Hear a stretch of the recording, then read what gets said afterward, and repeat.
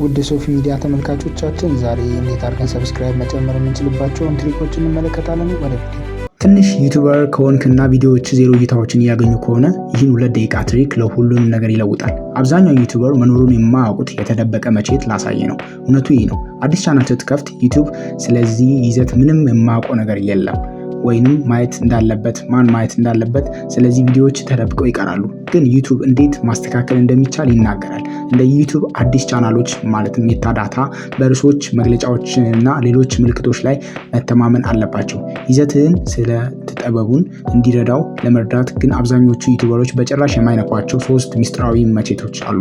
እነዚህም በትክክል ማን እንደሆንክ፣ ቪዲዮዎችን ማን ማየት እንዳለበት እና ዩቲዩብ ይዘትን ለትክክለኛዎቹ ሰዎች መምከር እንደሚጀምር የሚያስተምሩ ናቸው። እያንዳንዳቸውም አሁን አሳያለሁ። ስለዚህ በመጀመሪያ እንጀምር።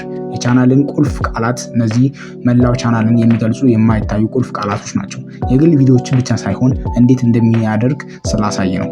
ፕሮፋይሉን ተጫነና ወደ ዩቲዩብ ስቱዲዮ ግባ። ከዛም ሴቲንግ ላይ ተጭነ በመቀጠል ቻናልን 99% ዩቲዩበር ባዶውን የሚተውትን የቁልፍ ቃል ክፍል ታያለ።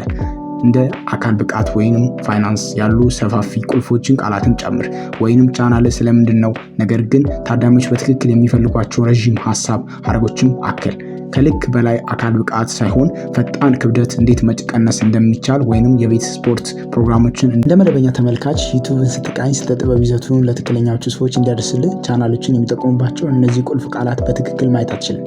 ነገር ግን ዩቲዩብ ወደ ኤክስቴንሽን በመጫን የአንድን ቻናል ቁልፍ ቃላት መሰለል ትችላለህ። ይህም ማለት በዘርፉ ያሉ ትልልቅ ቻናሎችን ተመልካቾችን በትክክል ምን ቁልፍ ቃላት እንደሚጠቀሙ አይተ ለነሱ የሚሰራውን ተግባር ማድረግ ትችላለህ። ሁለተኛው ትሪክ በአፕሎድ ዲፎልት ሴቲንግ ውስጥ ነው። በዚያው አፕሎድ ሴቲንግ ዲፎልት ተጫን። ይህ ወርቅ ሀሳብ ነው። ምክንያቱም የምትጭነው እያንዳንዱ ቪዲዮ እነዚህ ጋር መግለጫዎችን፣ መለያዎችን በራሱ ይጨምራል። እዚህ ጋርም እንድታደርገው የምፈልገው ነገር ስለ ቻናልን መግለጫ ጻፍ። ስለምን እንደሆነ፣ ስለምን እንደምታስረዳ፣ ምን ርዕሶችን እንደምትሸፍን። እርዳታ ከፈለክ የዚህን ቪዲዮ መግለጫ ብቻ ተመልከት። ግን ይህን ለቻናልን እንደ ሊፍት ንግግር አስበው። አሁን አዲስ ቪዲዮ በሰቀልክ ቁጥር ዩቲዩብ ይህንን መግለጫ በራሱ ይሞላል። እናም ከሱ በላይ ለዚህ የተለያየ ቪዲዮ ያለህን ብዙ መግለጫ ማከል ትችላለህ። ይህ ብዙ ጊዜ ይቆጥባል። እናም እያንዳንዱ ቪዲዮ አልጎሪዝም ቪዲዮ ለትክክለኛ ሰዎቹ እንዲደርስ በመግለጫው ላይ ዝርዝር መረጃ እንዲኖር ያደርጋል። አሁን ለሶስተኛውና የመጨረሻው ትሪክ እንለፍ።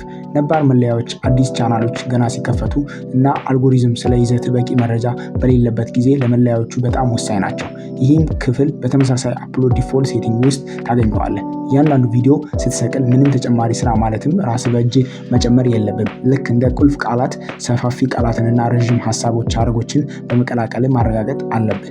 እነዚህ 3 መቼቶች ለአልጎሪዝም እንደ የጂፒኤስ ሆነው ይሰራሉ። ይዘቱ ወዴት እንደሚያሽከረክራቸው ለዩቲዩብ በትክክል ይነግሩታል። ስለዚህም ቪዲዮዎች ለብዙ ሰዎች እንዲደርስ ያግዛቸዋል።